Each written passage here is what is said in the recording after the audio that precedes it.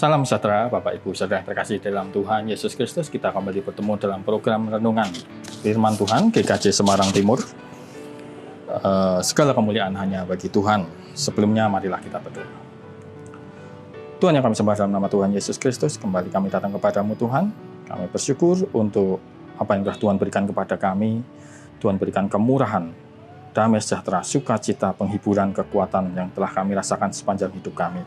Dan saat ini sebentar kami akan mendengarkan sabda kebenaran firman-Mu Tuhan. Biarlah apa yang kami dengar pada hari ini boleh memberikan pencerahan kepada setiap kami, sehingga dengan firman-Mu kami boleh dituntun untuk melakukan kehendak Tuhan. Kami boleh semakin mengerti apa yang menjadi kehendak Tuhan dalam kehidupan kami. Dalam nama Tuhan Yesus Kristus, kami berdoa dan mengucapkan syukur. Amin. Bacaan hari ini diambil dari Injil Lukas pasalnya yang ke-6 ayat 1 sampai 5. Injil Lukas pasalnya yang ke-6 ayat 1 sampai 5 yang demikian. Pada suatu hari Sabat ketika Yesus berjalan di ladang gandum, murid-muridnya memetik bulir gandum dan memakannya, sementara mereka menggisarnya dengan tangannya. Tetapi beberapa orang Farisi berkata, "Mengapa kamu berbuat sesuatu yang tidak diperbolehkan pada hari Sabat?" Lalu Yesus menjawab mereka, "Tidakkah kamu baca apa yang dilakukan oleh Daud ketika ia dan mereka yang mengikutinya lapar? Bagaimana ia masuk ke dalam rumah Allah dan mengambil roti sajian, lalu memakannya dan memberikannya kepada pengikut-pengikutnya. Padahal roti itu tidak boleh dimakan kecuali oleh imam-imam." Kata Yesus lagi kepada mereka, "Anak manusia adalah Tuhan atas hari Sabat." Demikianlah firman Tuhan. Saudara-saudara yang terkasih dalam Tuhan Yesus Kristus, yang disebut hari Sabat adalah hari penghentian. Didasarkan pada Kejadian 2 ayat 3, ketika Allah berhenti pada hari ke-7, berhenti dari segala pekerjaan penciptaan yang telah dibuatnya. Oleh karena itu, pada Perjanjian Lama, orang Yahudi beribadah kepada Allah pada hari ke-7 atau hari Sabtu. Waktu itu belum ada nama-nama hari belum diberi nama, hanya disebut hari pertama, hari kedua, hari ketiga setiap pekannya. Hari Sabat jatuh pada hari ke-7, yang sekarang kita kenal dengan hari Sabtu. Lalu mengapa orang Kristen saat ini beribadah di hari Minggu dan bukan hari Sabtu? Bisa dikatakan orang Kristen kerap mengadopsi istilah-istilah lama dari tradisi Yahudi untuk kemudian diberikan atau disematkan makna yang baru. Contoh, kita saat ini mengenal Paskah sebagai hari kebangkitan Yesus. Tetapi sebelumnya makna Paskah bukan itu. Maka dari itu di dalam Alkitab tidak akan pernah satu kali pun dituliskan orang-orang merayakan Paskah untuk memperingati kebangkitan Yesus. Paskah di dalam Alkitab adalah perayaan orang Yahudi. Yang mereka rayakan saat Paskah adalah keluarnya bangsa Israel dari tanah Mesir. Itulah Paskah Yahudi. Namun karena Yesus bangkit pada saat orang-orang merayakan Paskah, maka orang Kristen saat ini merayakan Paskah untuk memperingati kebangkitan Yesus. Bukan lagi memperingati keluarnya bangsa Israel dari tanah Mesir. Istilah Paskahnya sama, namun sudah dengan makna yang baru, dengan makna yang berbeda. Bahwa kebangkitan Tuhan Yesus juga dipercaya telah memberikan kebebasan. Bukan bebas dari penjajahan, tetapi memberikan kebebasan orang percaya dari kutuk dosa. Pentakosta pun demikian. Pada hari Pentakosta, orang Yahudi tidak merayakan turunnya Roh Kudus seperti kita saat ini, tetapi memperingati diturunkannya 2 loh batu dari Allah kepada bangsa Israel melalui Musa, dan sebagai peringatan akan hari raya panen. Orang Kristen saat ini memperingati Pentakosta sebagai hari turunnya Roh Kudus, karena pada saat orang-orang merayakan Pentakosta itulah Roh Kudus turun. Istilah Pentakostanya sama, tetapi sudah dengan makna yang baru. Demikian halnya dengan hari Sabat. Mengapa orang Kristen beribadah di hari Minggu, tidak di hari Sabtu? Didasarkan karena pada hari Minggulah Tuhan Yesus bangkit dari kematian. Sejak saat itu, gereja mula-mula yang diprakarsai oleh murid-murid Tuhan Yesus mengadakan pertemuan jemaat di hari Minggu, dan masih dijalankan sampai pada saat ini oleh gereja-gereja. Dalam hal hari Sabat, Tuhan Yesus kerap kali berkonfrontasi atau berseberangan dengan ahli-ahli Taurat maupun orang Farisi. Mereka ini terus mengikuti Tuhan Yesus beserta para muridnya. Hanya saja mereka mengikuti bukan mau mendengar firman atau pengajaran Yesus atau mau menjadi pengikut Yesus, tetapi tujuan mereka adalah menemukan kesalahan dari Yesus maupun pengikutnya. Dari kesalahan itulah mereka akan menyerang Yesus. Ketika orang-orang Farisi mendapati para murid memetik gandum dan memakannya pada hari Sabat, mereka bagaikan mendapat amunisi untuk menyerang Yesus. Mengapa kamu berbuat sesuatu yang tidak diperbolehkan pada hari Sabat?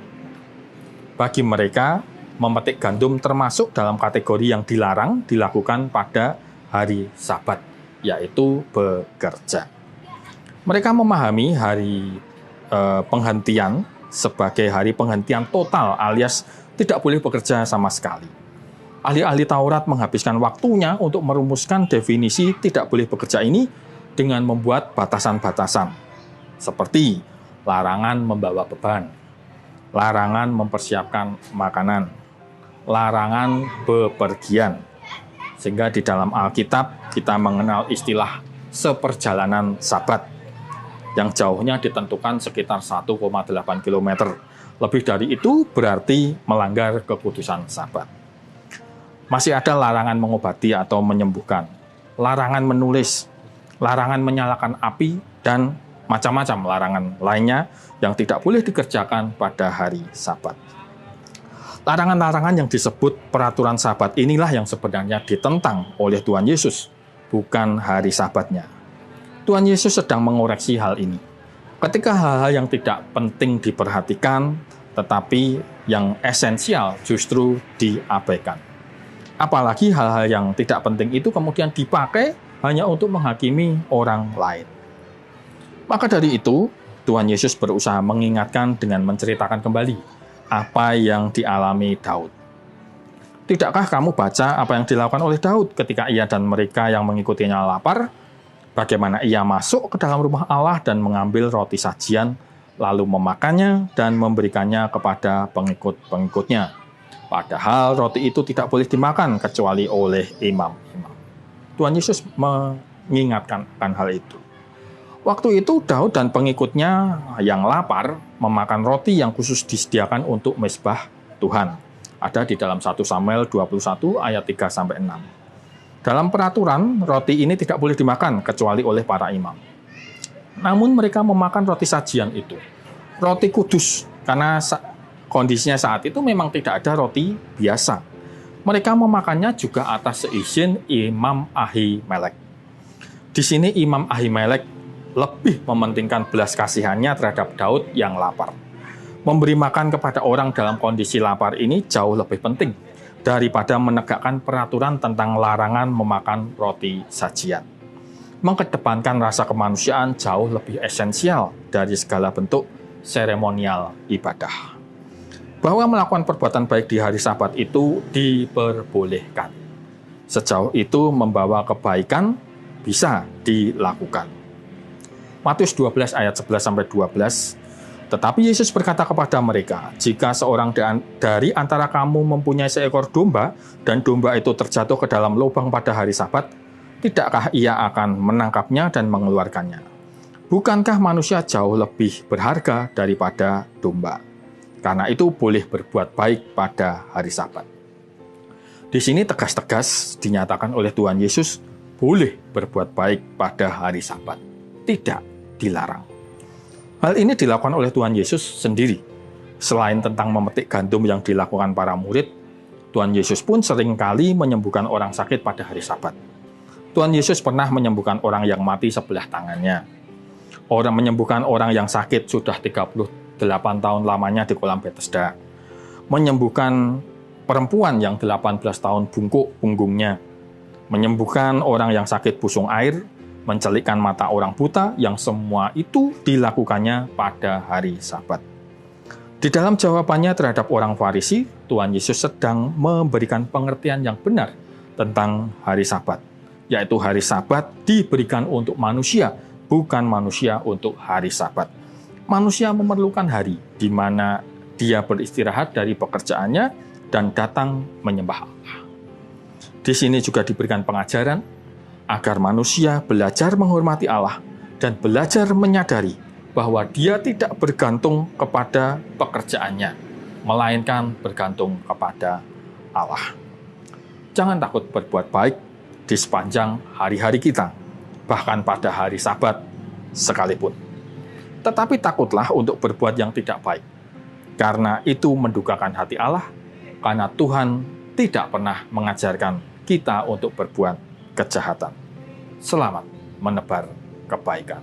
Amin. Tuhan Yesus memberkati. Mari kita berdoa. Kami bersyukur Tuhan atas firman-Mu, kami bersyukur untuk renungan yang boleh kami dengar pada hari ini. Kami boleh semakin diteguhkan untuk kami menebar kebaikan di sepanjang hari kami, tidak terkecuali pada hari Sabat. Kami bersyukur bahwa Tuhan menyediakan hari-hari, menyediakan waktu untuk kami boleh terus berbuat kebaikan, menebarkan kasih Kristus kepada sesama kami, sehingga Tuhan boleh terpancar, keberadaan Tuhan boleh terpancar dalam diri kami, disaksikan oleh orang lain. Kami boleh semakin memberitakan Injil, memberitakan kebaikan, dan memberikan kemuliaan nama Tuhan di dalam hidup kami sehari-hari. Terima kasih Tuhan, hanya dalam nama Tuhan Yesus Kristus kami telah berdoa dan mengucapkan syukur. Amin. Demikian renungan kita pada malam hari ini. Kita bertemu dalam program renungan berikutnya. Salam sejahtera, Tuhan Yesus memberkati.